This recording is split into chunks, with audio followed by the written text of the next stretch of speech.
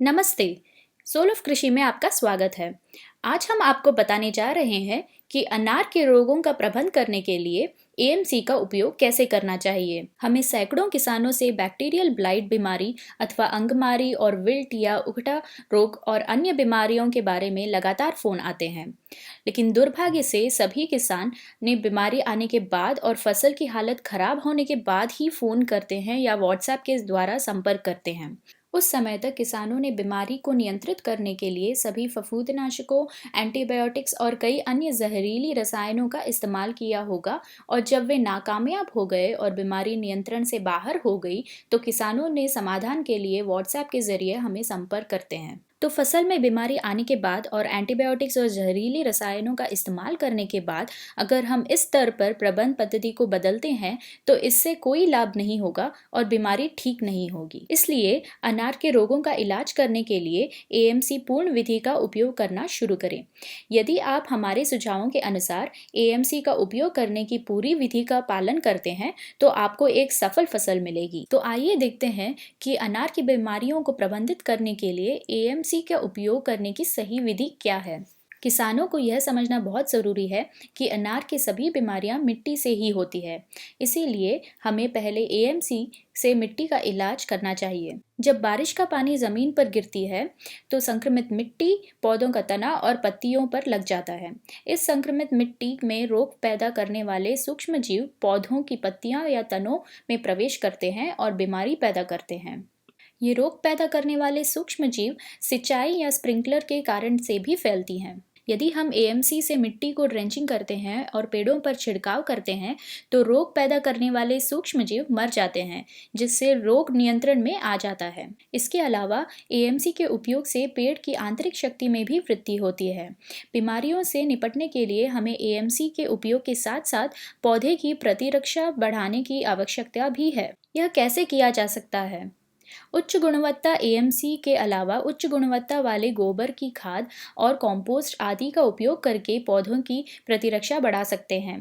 पोषक तत्वों का उपयोग करके और सूक्ष्म पोषक तत्वों के बीच एक सही संतुलन बनाए रखने से भी पौधों की प्रतिरक्षा बढ़ा सकते हैं।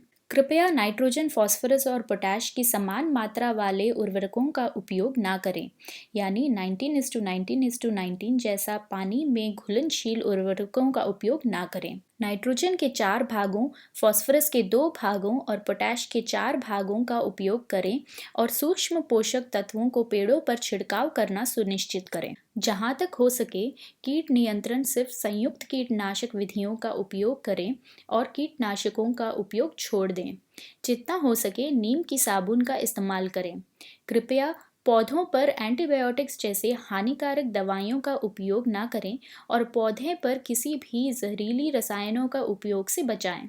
ऐसा इसलिए है कि हानिकारक दवाइयाँ पेड़ की आंतरिक प्रतिरक्षा प्रणाली को खराब कर देते हैं और पेड़ बीमारियों का शिकार हो जाता है। सुनने में आया है कि कई किसानों को एएमसी के उपयोग से फायदा नहीं हुआ है। ऐसा इसलिए है क्योंकि कई किसान एएमसी के उपयोग करते समय उचित निर्देशों का पालन नहीं करते हैं। तो आइए पहले देखते हैं कि आमतौर पर किसान क्या गलतियां करते हैं। किसानों ने केवल 1 या 2 बार एएमसी का छिड़काव किया होगा और रोग नियंत्रण का इंतजार किया होगा। वे केवल मिट्टी को ड्रेंचिंग या नमी किया होगा और पौधे पर छिड़काव या स्प्रे नहीं किया होगा। हो सकता है कि किसानों ने एएमसी को जहरीली फफूंदनाशी और एंटीबायोटिक्स के साथ छिड़काव किया होगा। ऐसा करने से एएमसी के उपयोगी सूक्ष्म जीवाणु मर जाते हैं और बीमारियों को नियंत्रित करने में असफल हो जाते हैं। यह भी हो सकता है कि किसानों ने अन्य उर्वरकों और रसायनों के साथ एएमसी का छिड़काव किया होगा। इससे भी एएमसी के उपयोगी सूक्ष्म जीवाणु मर जाते हैं। अथवा किसान ने एएमसी को जीवामृत के साथ मिलाकर लंबी समय तक रखा होगा और उसके बाद छिड़काव किया होगा। इससे एएमसी में घुटन के कारण उपयोगी सूक्ष्म जीवाणु मर जाते हैं। उन्हें गुड़ के साथ मिलाकर लंबे समय तक रखा होगा और बाद में छिड़काव किया होगा। इससे एएमसी में घुटन के कारण उपयोगी सूक्ष्म जीवाणु मर जाते हैं। इन्हीं अनेक कारणों से एएमसी उन किसानों के बागों में काम नहीं किया होगा। किसानों को यह समझना जरूरी है कि सर्वोत्तम परिणामों के लिए एएमसी उपयोग की सही और पूर्ण विधि का सख्ती से पालन किया जाना चाहिए। चूँकि एएमसी आयुर्वेदिक दवा जैसे धीमी गति से काम करता है, लेकिन निश्चित रूप से एंटीबायोटिक और कवकनाशी दवाओं से बेहतर है। एएमसी से किसानों को पैसे का भी अधिक खर्च नहीं पड़ेगा और आज की समय की तुलना में किसी भी अन्य प्रणाली की तुलना में आधे खर्च होंगे जो एंटीबायोटिक और कवकनाशी दवाओं का उपयोग से पड़ते हैं। अनार में एएमसी की उपयोग करने की सही पद्धति। एएमसी का उपयोग इथरल छिड़काव के समय शुरू किया जाना चाहिए।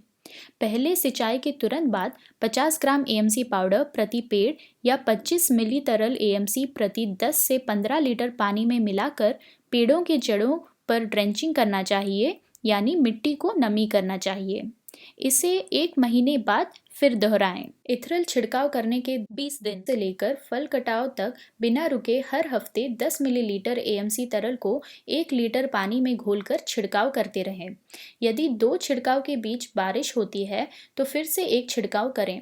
छिड़काव करते समय एएमसी के साथ किसी भी अन्य रसायन या दवाइयों को ना मिलाएं। फलों की सेटिंग से लेकर 20 दिन के अंतराल पर 3 बार माइक्रोन्यूट्रिएंट्स को 5 ग्राम प्रति लीटर की दर से छिड़काव करें।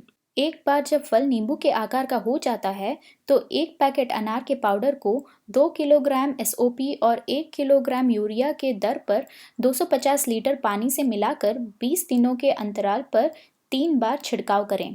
कीड़ों के नियंत्रण के लिए नीम की साबुन या पोंगामिया साबुन का उपयोग करें। कीटनाशकों को अंधाधुंध उपयोग ना करें। यदि कीड़ों की समस्या गंभीर है तो उचित सलाह के लिए सोल ऑफ कृषि से संपर्क करें। यदि आप एएमसी का उपयोग कर रहे हैं तो आपको फूल, फल का आकार और रंग बढ़ाने के लिए किसी भी जहरीली रसायनों जैसे एंटीबायोटिक्स, कवकनाशी और किसी भी अन्य रसायनों का उपयोग करना पूरी तरह से बंद कर देना चाहिए। यदि आप एएमसी का उपयोग करने की सही पद्धति अपनाते हैं तो दूसरी किसी रसायन छिड़काव का ज़रूरत बिल्कुल नहीं है। इन सभी विधियों के बावजूद कभी कभी लगातार अधिक बारिश होने पर यह बीमारी नियंत्रण से बाहर हो जाता है, क्योंकि बारिश में एएमसी स्प्रे दवा घुल जाते हैं।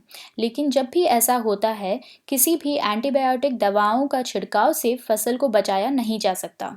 रेस्ट पीरियड यानी बाकी अवधि के दौरान किसान आमतौर पर अनार के पेड़ों पर ध्यान नहीं देते हैं।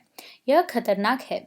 इस अवधि के दौरान रोगाणुओं की वृद्धि होती है और प्रसार भी करते हैं। यदि हम बाकी अवधि के दौरान रोगाणुओं की नियंत्रित करते हैं तो फसल के मौसम में बीमारियों का प्रबंधन करना आसान होता है। किसान रेस्ट पीरियड यानी बाकी अवधि के दौरान इन 4 तत्वों का पालन करें। बारिश के मौसम में जून से सितंबर तक की रेस्ट पीरियड। रेस्ट पीरियड की अवधि के दौरान पर्याप्त उर्वरक का उपयोग करके पेड़ों को अच्छा पोषण प्रदान करें। सभी रोगग्रस्त फलों, पत्तियों और टहनियों को हटा दें और सभी गिरे हुए फलों को जमीन से इकट्ठा कर लें और जलाएं। रेस्ट पीरियड में एक बार एएमसी पाउडर ड्रेंचिंग करें और एएमसी तरल को 1 से 2 बार छिड़काव करें। रेस्ट पीरियड के दौरान पेड़ों से नियमित रूप से सभी फूलों और फलों को हटा दें। कम से कम 4 महीने की रेस्ट पीरियड यानी आराम अवधि दें। यदि फरवरी से जून तक गर्मी के महीनों के दौरान आराम की अवधि होती है तो सभी रोगग्रस्त फलों, पत्तियों, शाखाओं को हटा दें। जमीन से भी सभी गिरे हुए फलों को भी इकट्ठा करें और उन्हें जला दें। पत्तियों को अपने आप झड़ने दें और पेड़ को अच्छी तरह से सूखने दें। जब तक पेड़ सूखकर पत्तियां झड़ जाते हैं तब तक पानी ना दें। जब तक आपको लगता है कि पौधे को जीवित रहने के लिए पानी की ज़रूरत नहीं है, तब तक मिट्टी और पेड़ को तेज धूप में सूखने दें। यह बहुत हद तक रोगजनकों को मारने में मदद करता है। गर्मियों में सूखने के बाद केवल पेड़ पर कुछ ही पत्तियां बच जाते हैं। फिर बचे हुए पत्तियों को हाथ से निकाल दें और जहां तक हो सकता है इथरल इस्तेमाल ना करें। एएमसी उपयोग आपको अन्य सभी रासायनिक विधियों से बेहतर नियंत्रण प्रदान करता है।